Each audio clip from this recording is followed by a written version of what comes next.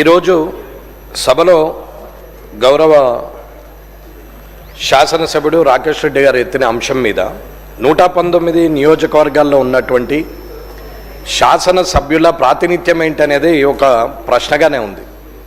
గత ప్రభుత్వంలో అయినా ఇప్పటి ప్రభుత్వంలో అయినా ప్రతిపక్షమా అధికార పక్షమా అనకుండా ఎమ్మెల్యేలకు ఉన్నటువంటి ప్రాతినిధ్యం ఏంటి, ఎమ్మెల్యేలు శాసనసభలో చేసే కార్యక్రమాలు కానీ లేదా తన నియోజకవర్గంలో ప్రజలచే ఎన్నుకోబడి శాసనం ద్వారా శాసనసభలో వచ్చినటువంటి వ్యక్తికి ఉన్నటువంటి విలువలేంటి అనేది ఒక్కసారి మీరు దాని గురించి చెప్పాల్సిన అవసరం ఉంది అధ్యక్ష.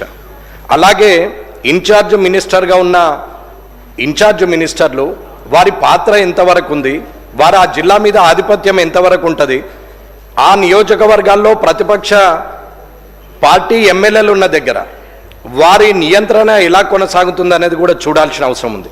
ఇన్ఛార్జ్ మినిస్టర్ అనే వారు జీవో ప్రకారంగా శాసనం ద్వారా నిర్మితమైనటువంటి వ్యక్తుల లేకపోతే పార్టీ ప్రభుత్వ పరంగా వారు ఇన్ఛార్జ్ మినిస్టర్లను పెట్టి ప్రతిపక్ష ఎమ్మెల్యేలను నియంత్రించే పరిస్థితి కోసం ఏర్పాటు చేసిందా అనేది మీరు తెలియజేయాల్సింది ఉంది అధ్యక్ష.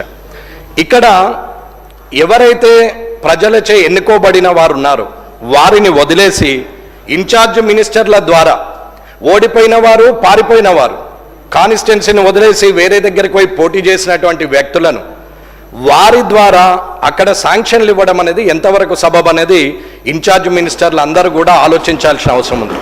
అన్న గత ప్రభుత్వం మమ్మల్ని ఇబ్బంది పెట్టిర్రు, కళ్ళకు నీరు తెప్పించిర్రు, మేము ఇబ్బంది పడ్డామని చెప్పుకుంటున్నటువంటి ఇప్పటి ప్రభుత్వంలో ఉన్న పెద్దలు మరి ఇప్పుడు మీరు చేస్తున్నది ఏంటి అనేది ఒక్కసారి ఆలోచించాల్సిన అవసరం ఉంది.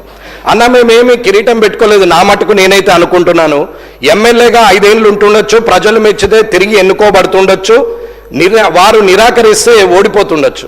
కానీ ఎమ్మెల్యే అనే పదవికి మీరు గౌరవం ఇవ్వనంత వరకు మీరు తిట్టుకున్నట్టే, మీరు కూడా ఒక శాసనసభ్యులుగా ఉన్నారు కాబట్టి మీరు కూడా మీరు తిట్టుకున్నట్టే తప్ప నన్ను అవమానించినట్టు నేనైతే భావిస్తలేను. ఇక్కడ వెంకటరమణారెడ్డి కామారెడ్డి శాసనసభ్యుడు అనే బదులు కామారెడ్డి శాసనసభ్యుడు వెంకటరమణారెడ్డిగానే గుర్తింపు ఉంటుంది తప్ప శాసనసభ్యుడిగా ఎప్పుడు ఉంటారు కానీ పేర్లు మారుతూ ఉంటాయి, ఎవరో ఒకరు శాసనసభ్యులు అవుతారు. కానీ ఇవాళ నేను కనీసం 84 ప్రశ్నలు ఈ శాసనసభలో ఇక్కడ నేను ప్రశ్నలు ఇవ్వడం జరిగింది. దానికి సుమారు 8 మట్టుకే నాకు రిప్లై ఇవ్వడం జరిగింది. అంటే 84లో 8 పోతే 76 ప్రశ్నలకు ఇప్పటికీ సమాధానం రాలేదు. ఇది శాసనసభ పరిస్థితి. ఇది ఎమ్మెల్యేగా నేను ఇచ్చినారు కాబట్టి నాకున్నటువంటి మర్యాదను ఏ రకంగా నేను స్వీకరించాలో మీరే తెలియజేయాలా. ఇకపోతే రైట్ ఇన్ఫర్మేషన్ యాక్ట్ ప్రకారంగా మీరు ఇస్తలేరని చెప్పి నేను రైట్ ఇన్ఫర్మేషన్ యాక్ట్లో సుమారు 86 ప్రశ్నలు ఇస్తే ఒక్కొక్క ప్రశ్నకు ఒక్కొక్క విధంగా ఇచ్చారు. ఎగ్జాంపుల్ హెల్త్ డిపార్ట్మెంట్ను తీసుకుందాం. రైట్ ఇన్ఫర్మేషన్ యాక్ట్లో ఇస్తే ఇక్కడ మంత్రి గారు ఉంటే శాసనసభ వ్యవహారాల మంత్రి గారు అయితే చూస్తున్నారు కాబట్టి చెప్తున్నాను, ఇక్కడున్న అందరు మంత్రులు కూడా గమనించాల్సిన అవసరం ఉంది, తోటి శాసనసభ్యులు కూడా గమనించాల్సిన అవసరం ఉంది. ఈ పరిస్థితి రేపు మీకు రావచ్చు, నాకు రావచ్చు, పక్కనున్న వారికి రావచ్చు, ఎవరికైనా రావచ్చు. కానీ ఆ పరిస్థితి వచ్చినప్పుడు బాధపడే కన్నా ఇటువంటి ప్రాక్టీస్ను మానేయడం మంచిదని అంటున్నాం. ఆర్టీఐ కింద ఇచ్చినటువంటి హెల్త్ డిపార్ట్మెంట్కి ఇస్తే హెల్త్ డిపార్ట్మెంట్ వాళ్ళు పిఐఓ ఎవరైతే పబ్లిక్ ఇన్ఫర్మేషన్ ఆఫీసర్ ఉంటాడో ఓహో ఇటువంటి చాలా చూసినాం, ఇది అయ్యేదా పోయేదా అని మాట్లాడినటువంటి హెల్త్ డిపార్ట్మెంటు ఎడ్యుకేషన్ డిపార్ట్మెంట్ ఉన్న ముఖ్యమైన డిపార్ట్మెంట్లు ఇవాళ మాట్లాడుతున్నటువంటి మాటలు, ఇది స్వయంగా నా లెటర్ అక్కడ ఇస్తుంటే మాట్లాడినటువంటి మాటలు నేను పేర్లు ఉద్యోగస్తుడు డిసిగ్నేషన్తో సహా చెప్పగలుగుతానని చెప్తున్నాం. ఇది మంచి పద్ధతి కాదు అధికారులకు అని చెప్తున్నాం. ఎడ్యుకేషన్ డిపార్ట్మెంట్ని అడిగితే 86 క్వశ్చన్స్ ఇచ్చినటువంటి అన్ని డిపార్ట్మెంట్లు ఏదో ఒక రకమైన సమాధానము 6 జే ప్రకారంగా ఇస్తే 6(1) ప్రకారంగా ఇస్తే 2 జే ప్రకారంగా లేదని చెప్పి ఇప్పటి వరకు ఎడ్యుకేషన్ డిపార్ట్మెంటు ఇప్పటివరకు ఇవ్వలేదు. ఇది ఎమ్మెల్యేకు ప్రభుత్వం ద్వారా వస్తున్నటువంటి అధికారులు ఇస్తున్నటువంటి మర్యాద అని చెప్తున్నాం. ఇన్ఛార్జ్ మినిస్టర్లు ఇవల్ల అక్కడ ఓడిపోయిన వారి ద్వారా అక్కడ పార్టీ పరంగా మీరు ప్రొసీడింగ్లు ఇస్తా ఉంటే మీ వాళ్ళు పోయి అక్కడ కొబ్బరికాయలు కొడతా ఉంటే ఇక్కడ ఉన్నటువంటి గెలిచిన ఎమ్మెల్యేలు ఏం చేయాలనేది ప్రజలు గమనిస్తారు. కాబట్టి ఈ శాసనసభ ద్వారా చెప్తున్నాం. అన్న మేమేమి పోలీస్ ప్రోటోకాల్ కావాలని అడగట్లేదు, మేము పోగానే అధికారులు మాకు ఎదురు రావాలని అడగట్లేదు. భయం అన్న, ఇది నిజం.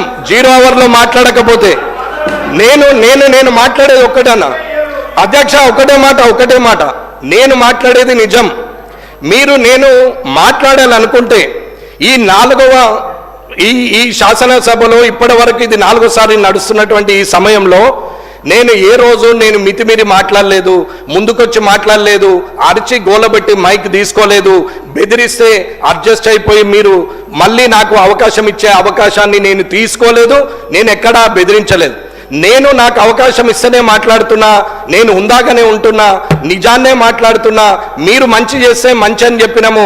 ఆరోగ్యశ్రీ పథకం 10 లక్షలకు రేవంత్ రెడ్డి గారు ముఖ్యమంత్రి గారు పెంచితే నేనే ఆ కార్యక్రమానికి పోయి ఆయన్ని పొగిడినా తప్ప నేను ఆయనను తిట్టలేదు.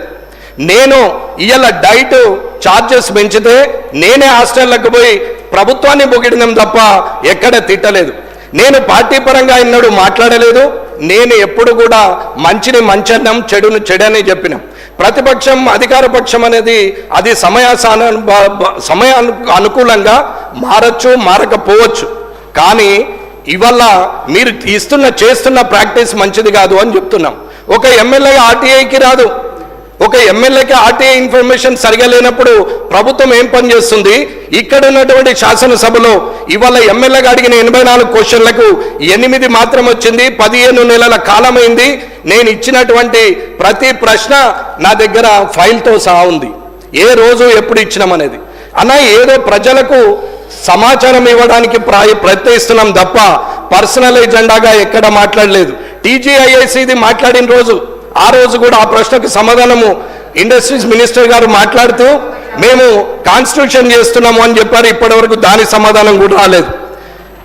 ఒకటే అడుగుతున్నామన్నా, నాలాగానే ఉండి గౌరవంగా ఉండాలా, శాసనసభలో ఉందాగా ఉండాలని కోరుకొని వచ్చినటువంటి వ్యక్తిగా మాట్లాడలేకనో, చేతగాకనో, అసందర్భ ప్రేలాపనలు పేయరాకనో, నాకేం అన్పార్లమెంటరీ వార్డు రాకనో, నేను మాట్లాడలేక చేతగాకనో కాదు. రాజకీయాల్లో హుందాగా శాసనసభకు గౌరవం పెరగాలి, మీకు గౌరవంగా ఉండాలి, అధికారులకు గౌరవం ఉండాలని ఓపిక పడుతుంటే 15 నెలలుగా మీరు ఇలాగే చేస్తూ ఉంటే రానున్న కాలంలో మరి నా పద్ధతి మార్చుకోవాల్సిన అవసరం వస్తుందా అనేది ఒక ఆలోచన ఉంది. కాబట్టి దయచేసి తొందరగా అన్ని డిపార్ట్మెంట్ల నుంచి రైట్ ఇన్ఫర్మేషన్ యాక్ట్లో రావాలా. అవి ఏవి కూడా ప్రశ్నలకు సమాధానం చెప్పలేని స్థితిలో ప్రభుత్వము, శాసనసభ ఉంది అంటే అది మీకే సిగ్గుచేటు, నాకు సభ్యుడిగా కూడా నాకు కూడా సిగ్గుచేటనే మాట్లాడుతున్నాం. కాబట్టి ఇవాళ ప్రభుత్వం నిజంగా ధైర్యంగా ఉండి చేస్తున్నది నిజమే అయినప్పుడు అడిగిన ప్రశ్నకు సమాధానం ఇవ్వాల్సిన అవసరము అధికారులకు ఉన్నది, అలాగే ప్రభుత్వానికి ఉన్నది అని చెప్తున్నా నేను.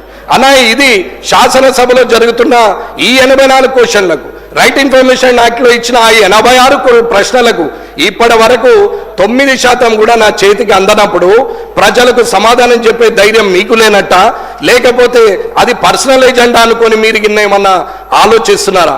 నేను నిజాయితీగా ఉండే వ్యక్తిని. మీరు పోయి కామారెడ్డి నియోజకవర్గంలో ఎవరిని అడిగినా నా గురించి అందరూ చెప్తారు. ఆఖరికి కాంగ్రెస్ పార్టీ వాళ్ళు, బీఆర్ఎస్ పార్టీ వాళ్ళు కూడా నా గురించి మంచి చెప్తారు తప్ప చెడు మాత్రం చెప్పరు. ఇది నాకున్నటువంటి క్యారెక్టర్ అని చెప్తున్నాం. కాబట్టి ఈ మర్యాద మీరు ఎలా తీస్తారు, మీరు ఎలా ఇవ్వగలుగుతారో అధ్యక్షుల ద్వారా నేను ప్రభుత్వాన్ని కోరుతున్నాం.